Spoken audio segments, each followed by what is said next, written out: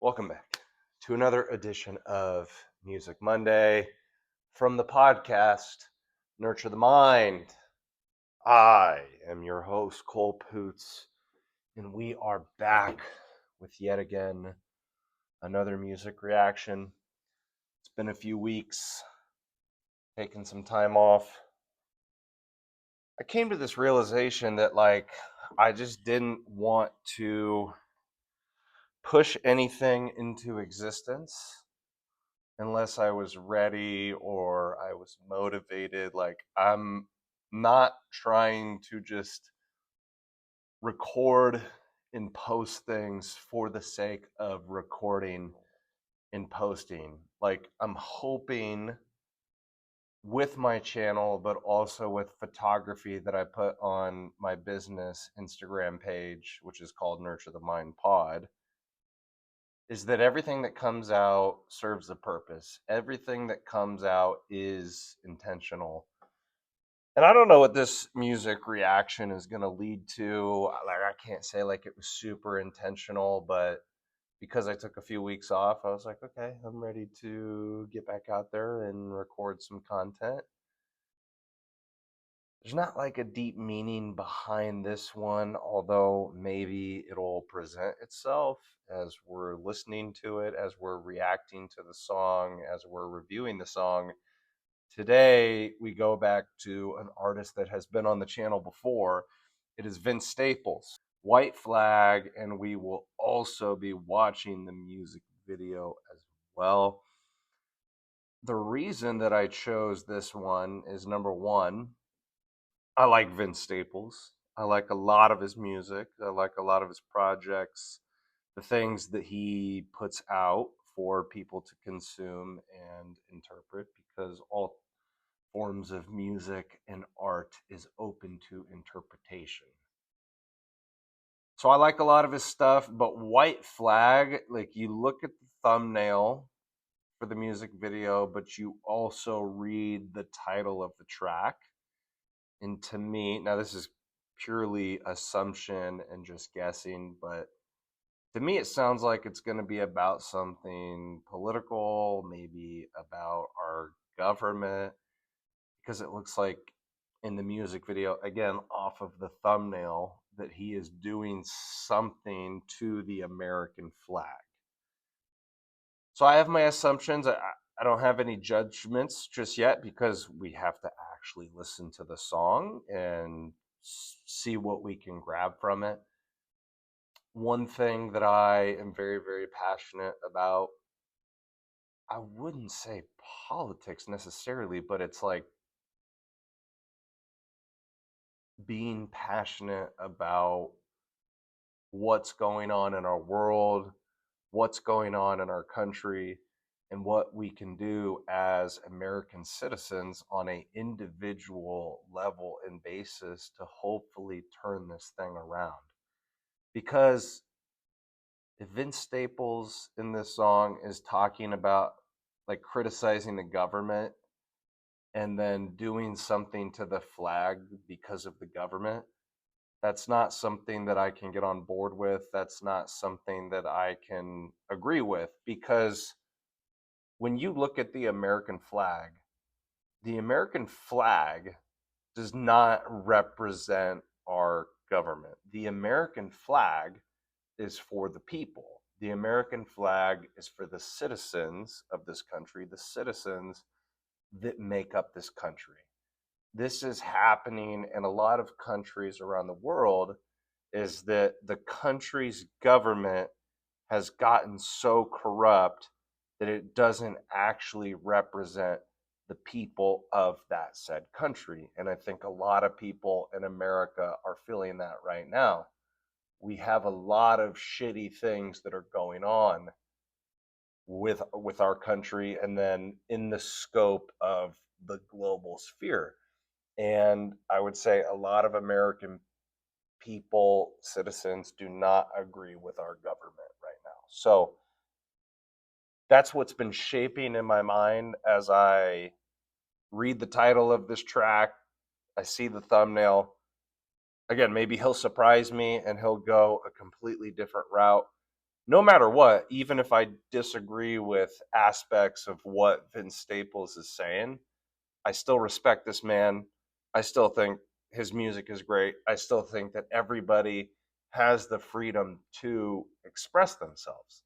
That's the beautiful thing behind the idea of America. The foundation of how this country was created was based off of freedom, amongst other things. But freedom is the prevailing principle that formulated the idea, the conception of this country, our founding fathers, what they envisioned this country to be. Like, I think they had the right idea, but every institution, organization out there is susceptible to corruption because anytime you introduce power, right behind power, a lot of times there comes corruption.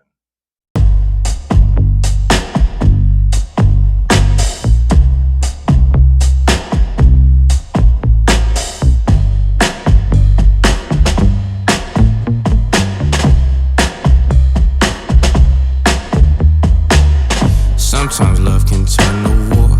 I seen it all before, not far from part of course. Try not to get too lost.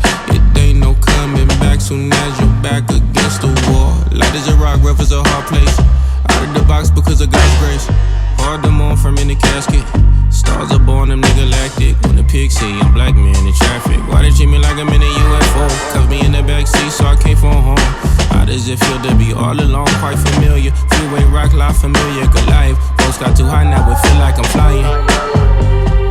White flag, I don't wanna fight no more.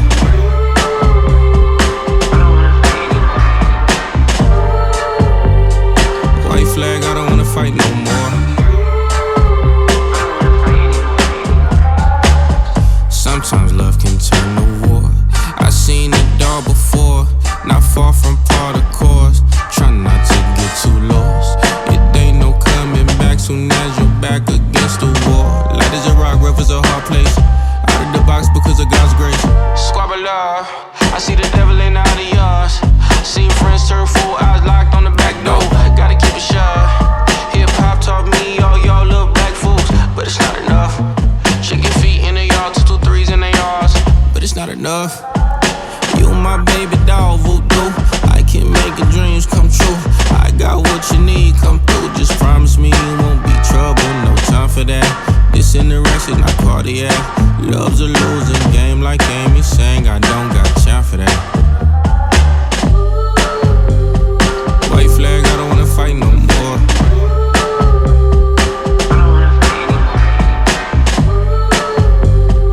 White flag, I don't wanna fight no more.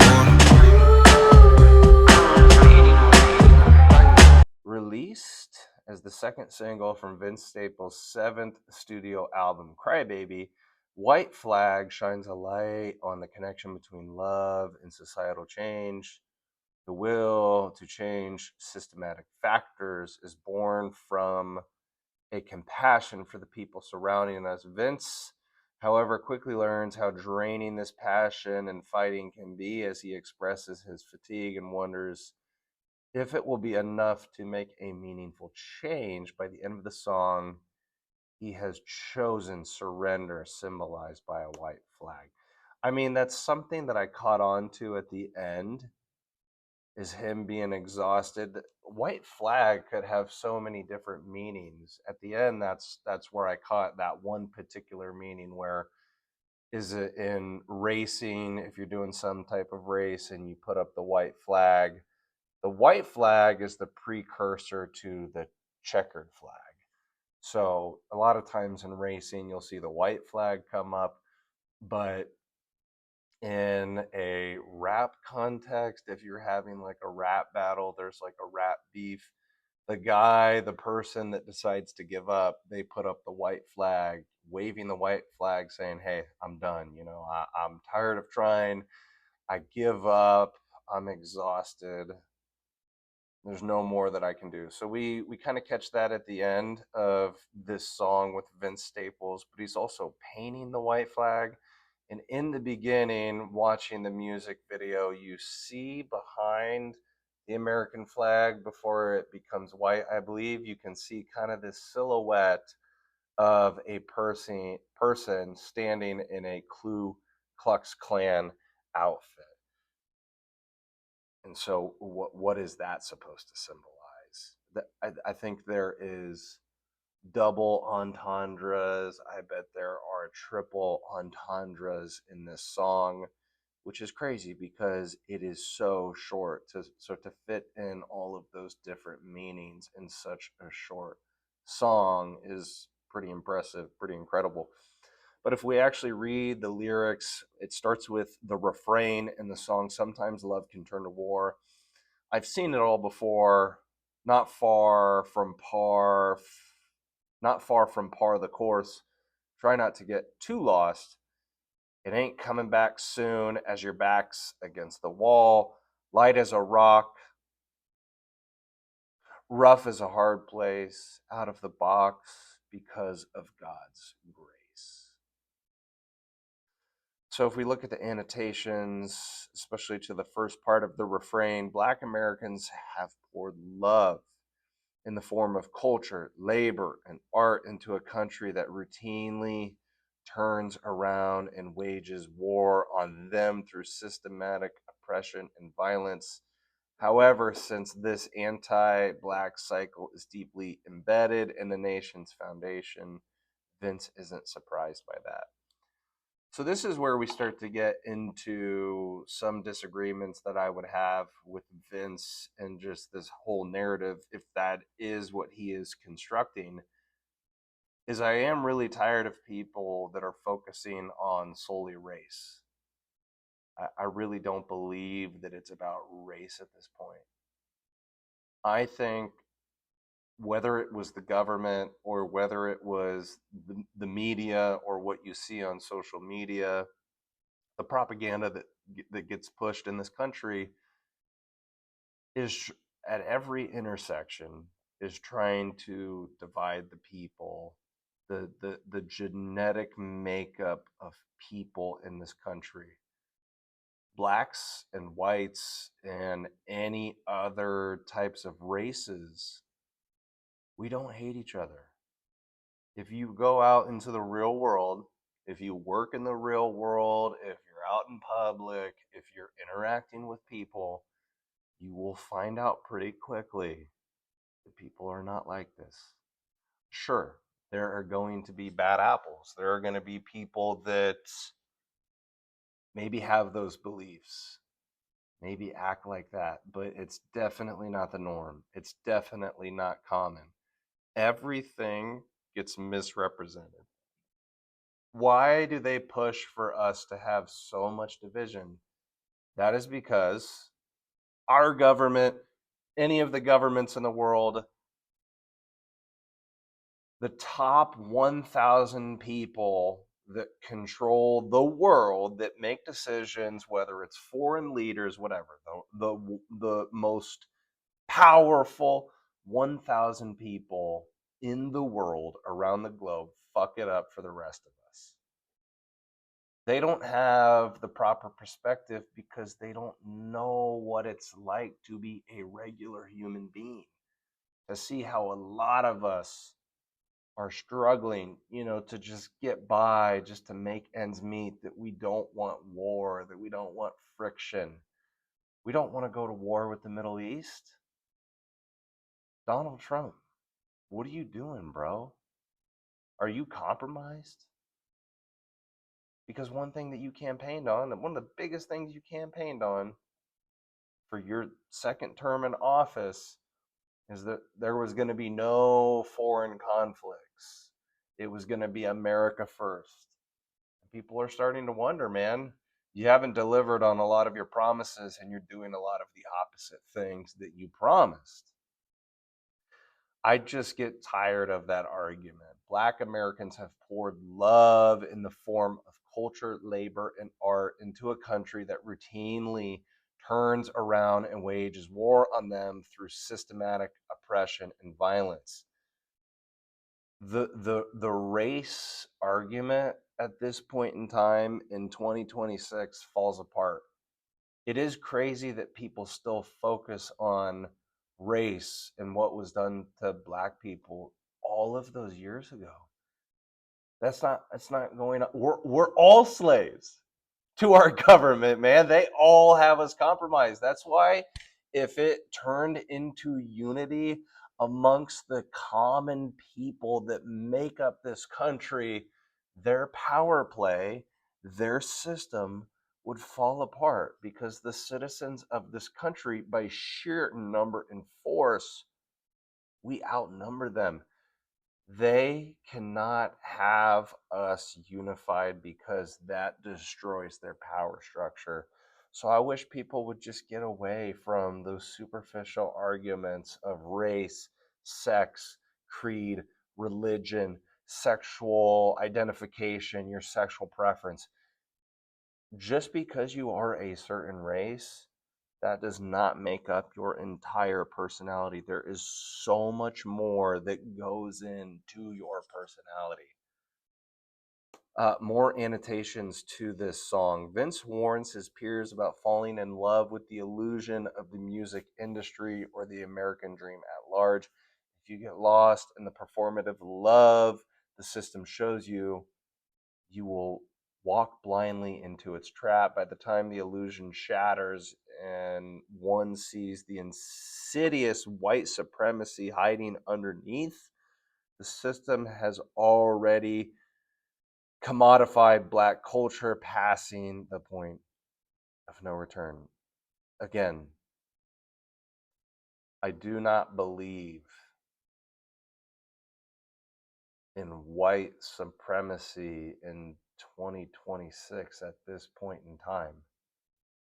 I think if you have to wrap up your whole identity in race, in sexual orientation, fill in the blank, whatever it is, then you are preoccupied with the wrong things. Like I said, if you go into society, if you go into the real world, I really don't think there are a ton of people that are concerned with those things. It's just regular people living regular lives and just interacting with humans. With the new job that I have, because I left being a personal trainer at Anytime Fitness, I left about a month ago, and I went back to Christian Opportunity Center, which is an organization that I worked for before I became a personal trainer, although back then I had a different position, a different job. So now what I'm doing is something completely separate. But one of the cool things about this job is it has me going into the community here in Iowa, in Indianola, Iowa, where I live, and I help people that have intellectual disabilities, physical disabilities. The people that I help are a little bit more independent than what I had done previously, where those people were a lot more dependent on their caretakers. I worked in this place called the ICF, so intensive care facility. And I'm a job coach, job developer, and so I go into the community where these people supported work and I make sure that they're doing their job correctly, just trying to get them trained, make sure that they're proficient, just trying to help them get better so they can work these jobs, make money, feel like that they are contributing to something, to society, whatever. Not that they're just being lazy and sitting on the couch like every single day. And so with all these businesses where our people supported work, I get to know the employers, and all of these things are out in the community. So you see the customers coming through, and like you just get to interact with people, like all different types of people, and it's to the same degree, just in a different context. What I was doing as a personal trainer, like we had our clients, we had our members, and so you get to interact with the community. And I would say like most of the interactions that I would have on a daily basis were pretty fucking positive. Yes, people would piss you off. Yes, you would get annoyed sometimes with clients, with members, with people supported, but like generally speaking, most people come from a good, genuine, honest, wholehearted place. And so I just think that that narrative completely falls apart. Like you cannot focus on the more and more you look through the lens of race, then you are going your mind is going to perceive things as, oh, it's just oppression against a certain race or a certain category of people. I just don't think that that argument holds up anymore. Another annotation, we're still in the refrain here. Vince flips to the idiom caught between a rock and a hard place to highlight the paradox of his success. He has achieved the superficial lightness of wealth and fame, but the reality of existing as a black man within a white supremacist system remains incredibly heavy, dangerous, and rough. Since fame and money do not shield him from it, the box is number one, the systematic boundary is designed to keep Black Americans marginalized. Number two, the literal casket, premature death of Black folks at the hands of systematic violence. Number three, the confines of the parasitic music industry. And number four, the confines of the American capitalist belief system, as opposed to Vince's Black radicalism. Vince emphasizes that escaping these confines was not a reward granted by the system, instead, attributing it entirely to divine grace, acknowledging his freedom as the exception to the rule. Verse number 1, hard to mourn from in the casket. Stars are born. I'm N-word lactic. When the pigs see a young black man in traffic, why they treat me like I'm in a UFO, cuff me in the back seat so I can't phone home. How does it feel to be all alone? Quite familiar. Freeway rocked. La Familia, Goliath. Folks got too high. Now it feels like I'm flying. Where does that perspective come from? When the pigs see a young black man in traffic, why they treat me like I'm a UFO? I don't see that. And people would say to me, well, you're white, so duh, you're not going to see it. Bro, I get afraid of cops too. I get anxiety when a cop pulls me over too, but I comply. You know, people point to the whole George Floyd thing. There are good cops and there are bad cops. There are good teachers, there are bad teachers. There are good personal trainers and there are bad personal trainers. There are good coaches and there are bad coaches. In every sector, in every domain in life, you are going to find good and bad. If you're getting pulled over by a cop, make the process as smooth as possible. Just comply, just be respectful. I've seen so many videos, and not just black people, but also white people that just don't comply. And they make it so much harder on the police. Like, you have to put yourself in the perspective of a police officer. They are dealing with criminals and bad people every single day that they work. So probably by the nature of the job that they're working, they become a little bit on edge. I think that police officers, law enforcement, a lot of times, like, they have to assume the worst. You know what I mean? And so that's why if I ever get pulled over, I just try to make their job easier. Just comply, just make it go smooth. And, just tell them, hey, like, I'm here to do whatever you guys need me to do. I'll answer all the questions that you have. I've met a lot of great police officers. I just don't know where that narrative gets crafted because, again, I don't see that in society. I don't see that anymore. And I guess, yeah, like if you want to point to George Floyd, but there's a lot of things wrong about the context of that story. When you look at the media and how they covered it, they tried to give you a snapshot of a white police officer pinning down a black man with force. But what they don't tell you, and then what surfaced after that happened, after that blew up, is the whole story, the whole context that, he wasn't complying, that he was resisting, that he was being difficult, that he also had a history of being a criminal. He had multiple interactions with law enforcement in the past. Oh, and by the way, he was on fentanyl. He was on drugs when that whole ordeal and exchange happened. And so it's very, very likely that he didn't actually die from the force that the police officer put on him, that he actually died from being on drugs, that he died from being on fentanyl, that it only takes a small trace amount of fentanyl to kill a person. Mac Miller, the drug dose, the drug batch that he took, it had fentanyl in it. Fentanyl was part of that deadly concoction that killed Mac Miller.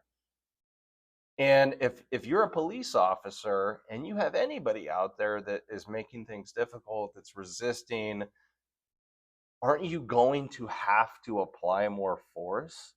uh, you know, okay, I work at Christian Opportunity Center. I just told you guys the first job that I had at COC back in 2020, working in the ICF, these people are a lot more dependent on their caretakers. Every person supported has different agitations, has different behaviors, has different anxieties, has things that you can do as staff members, as their caretakers, that will set them off. And so it was always my philosophy, it was always my belief that I was going to try to de-escalate the situation as much as I can.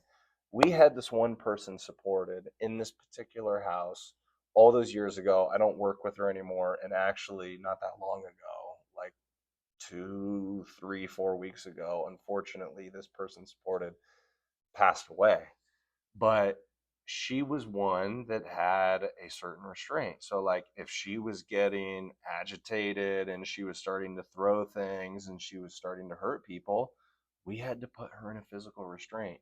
And there is something to be said for people, supported people that have mental challenges. I mean, it's literally called mental retardation. And, there's a term out there called retard strength. And I'm going to be honest, all of the people supported that we served, that is a very true thing. When they got into a certain headspace, it was very hard to control them physically. So, this one particular person supported, whenever her behaviors, agitations, behaviors got really out of line, and she was threatening to hurt herself or she was threatening to hurt somebody else, we literally had to put her in a restraint where it was basically like this gate belt. So it wrapped around her waist, and then you took her hands and basically kind of put her in handcuffs. So it was like a two-part system. So number one, you had to get the thing on her, and to get the thing on her, you basically had to pin her down. And I remember, we in the time that I worked over there at that specific house, I probably only witnessed that getting put on her maybe 3 or 4 times. So I didn't have to witness it a whole lot. Most of the time, like, things were under control. But the few times that we did have to apply it, I mean, it took like 3, 4, 5 people to pin her down because, she was just like in that state of mind. She was just seeing red. And so, when the whole George Floyd thing popped off, the media didn't give you the whole context of the story, because one of the things that the media does super well,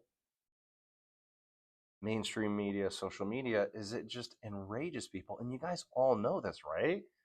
you know it's very rare that, like, on social media or in legacy media, mainstream media, that you get the full context of the story. I mean, literally, the job of mainstream media, social media, is to post, number one, engaging content, but basically to get people enraged. Those are the stories that do the best, that perform the best, is things that enrage people, that tap into your primordial nature, your emotional state. And so it's not always about the truth of the situation, it's how things look, it's how you perceive them on the surface. How could you trust a 60-second clip when you don't know what led up to that moment and then you don't know what proceeds after that moment?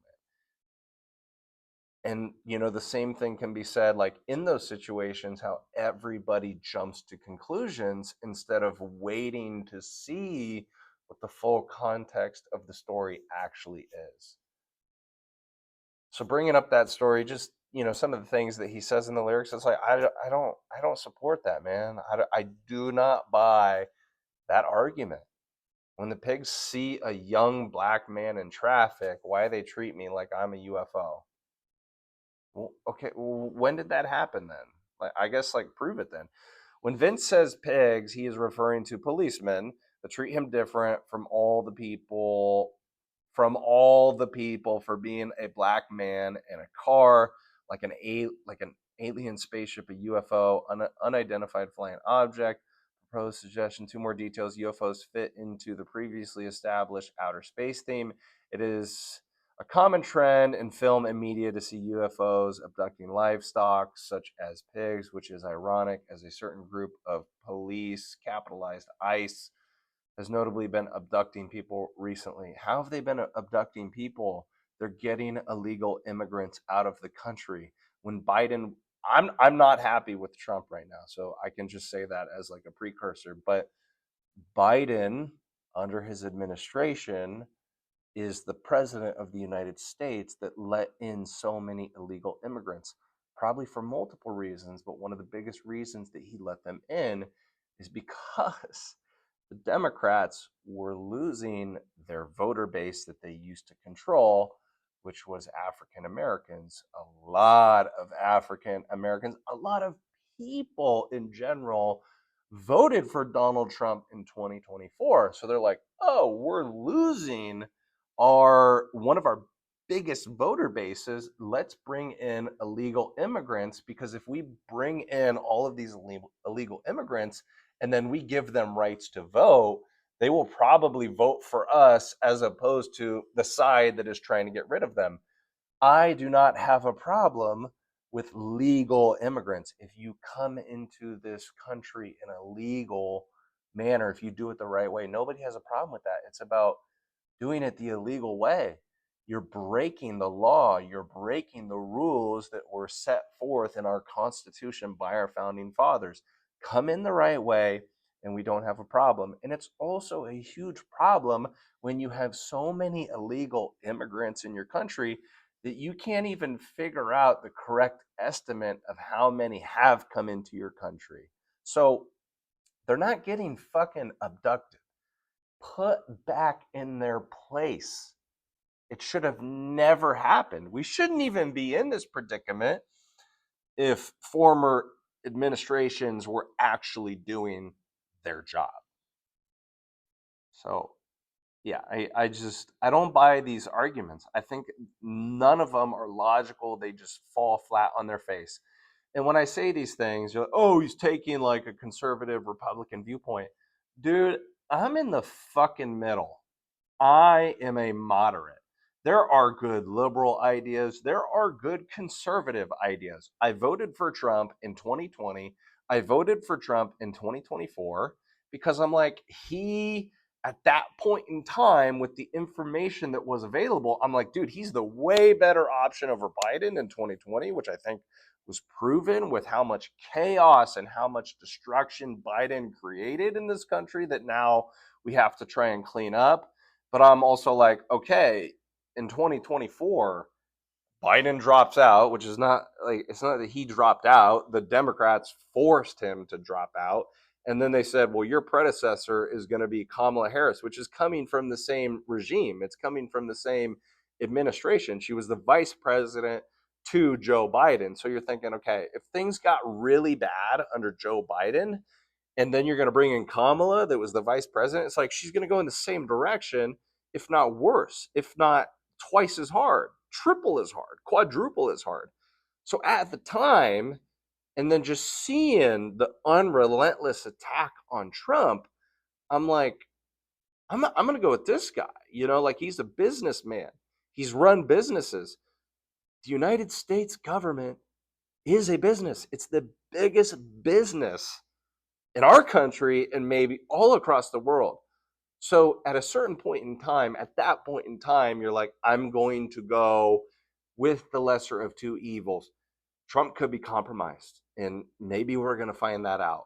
Like I just said, I'm not happy with the way things are going right now, but I could not bring myself to vote for Kamala Harris back in 2024. I just hate how it's like you have to put this information out there as like a precursor. It's like I voted for him, but that doesn't make me MAGA. That doesn't make me a Trump dick rider. And as time goes on, you are presented with new information. And why are we not allowed to change our minds anymore? I've talked about this on the channel relentlessly. Why is it so demonized in our culture and in our society that if you had a previous view about something in your life, whatever the subject is, whatever the topic is, why are we not allowed to change our minds over the course of time as we are presented with new information? To me, somebody that changes their mind over time is a logical, intelligent person because they're like, okay, now I have new information. I have new data. Now I can apply this to my overall view and understanding, my overall worldview. That's what happens with me. It should happen with everybody else. But one of the other harmful things that a lot of people engage in is they have to be all Democrat, they have to be all left, or they have to be all right. And obviously, the conditions that we're under right now, it's not working. So why don't we change our conditions? And I think that that only happens with unification across the American people. I can only speak for my country because this is the country that I grew up in. I've never left this country. I love this country. Again, the American flag does not necessarily represent our government, it represents the people of that said country. The people can disagree with what's going on in the government and not have that attachment to the government. You can vote for a candidate but then still criticize them for the wrong moves that they're making. There are some things that Trump is doing well in this second term, and then there are things that he's not doing so well. But yet, a lot of people get stuck into groupthink, into hive mind. Why don't you just spend the time to be an independent thinker and formulate your own fucking thoughts? That sounds more resourceful. That sounds more useful to your experience. So it's like, I'm not controlled by anybody. I'm not a part of any side. I'm not going to allow myself to get stuck in these thought bubbles, to be conditioned to think a certain way. I'm going to assess everything objectively. I, that's just my take. We go to the chorus in this song, White Flag, I don't want to fight no more. White Flag, I don't want to fight no more. And then it goes back to the refrain. Like I said, this song is just super short. It sounded good when I was listening to it. It's so short though, I'd have to go back and listen to it again. But really, it's the lyrics, it's the subject matter, it's the content in this song, and then it's the visuals of the music video. You know, you're not meant to disrespect this flag, let it touch the ground, burn it. Yes, as a creative, you can have that creative expression. I just believe that a lot of people are misled. And I guess if you've grown up in this country and you've had a different experience, I have to honor your perspective. But I think the way that people talk about that, like this whole argument of race, I just believe in 2026, it's like it's it's not a legitimate talking point anymore. I just wish that people could unify, because the moment that we figure out how to unify, there's that Pink Floyd song, and it's and not just Pink Floyd, but also it's been uttered just in regular life over and over for years, potentially decades, centuries, is united we stand, divided we fall. You have to think about the power plays above us and the propaganda that gets pushed down and the ideas that get pushed into our brains, ones of, ultimate division. And why do they spend so much money on that propaganda trying to divide us? It's because when we're divided, nothing's going to get better. We can't challenge the government, we can't challenge the corruption. That's just my take, man. That's how I see it at 29 years old. I wasn't really invested in these things, looking into these things until COVID. That's what exposed a lot for me. I'm tired of the corruption. I'm tired of the corruption on both sides of the aisle, just in the government at large. There's a big part of me that believes it's not really like Republicans against Democrats. It's that they're both in on it. They're both sides are trying to screw over the American people. And so up there it basically becomes theater, and then that's how they get people to champion for one side. So it's like they have no intention of fixing anything. They just promise all these things, they pretend to fight each other. So then we go out there and vote. We think, oh, because we got this person in office, like things are really going to change. It's like right now, with how things are going, all the things that Trump promised, it's like you could make a valid argument, a valid case that he duped a lot of people. I mean, time will tell. I mean, he still has time to turn this thing around because it's only 2026, so he's still got a few more years. But I mean, and I know that it was a tall task and it was a tall order. Like there was a lot of things, and there still is a lot of things right now that needed to be fixed. And so it's like, okay, realistically, how much of those things can you change in the course of 2 years when it may take, the better part of a decade to really get things to turn around? So I don't know. I mean, maybe it's going to take longer. Maybe he has a plan, but I totally understand people's frustration because I'm in the same boat with that frustration. It feels like we got promised a bag of goods, but yet there was no intention to deliver that bag of goods. Maybe he's compromised. Maybe he's in on it. Maybe he's part of it. The Epstein files. I mean, I understand why people talk about it. It's like they pushed. That was another thing that he campaigned on, pushing for the release. And, there were some of the files that were starting to come out, and then it just like disappeared into thin air. And then you had the stuff that happened up in Minneapolis with ICE and whatnot, and then that just became a distraction and people forgot there was fraud that was exposed in Minneapolis by Nick Shirley, and then that just goes to the wayside. Start talking about Epstein files, and then we're involved in a conflict in the Middle East. It never looks good, and it's so hard to keep the attention span on the pulse of what's actually going on, because it seems like when people start to unify on something and they're calling for accountability, then all of a sudden something changes and it's like, hey, this is going on over here. You guys are starting to pick up a pulse. You're starting to pick up some heat. Look over here, this distraction over here. When are we going to get past all of the distractions? Like, we can follow along with what's going on, but so many people get wrapped up in distractions. Guys, that's all I have to say. I don't know if I want to go any further. Like I said, it sounded good. I disagree with the lyrics, man, and the subject matter and the content. I really do. To me, it's not about race at this point, man. It's about unification. I don't look at race. I don't focus on race. People are like, oh, because you're white, you're not black, so you don't have that perspective. I'm like, what's so unfair about the world that you guys live in? I mean, there's so many opportunities in 2026. You can go out and do whatever you want to do. You could pursue any career, any job. Like, what are you talking about, man? Every commercial I see, it seems like it's a DEI commercial. It's like black people are in there, Asian people are in there, gay couples are in there.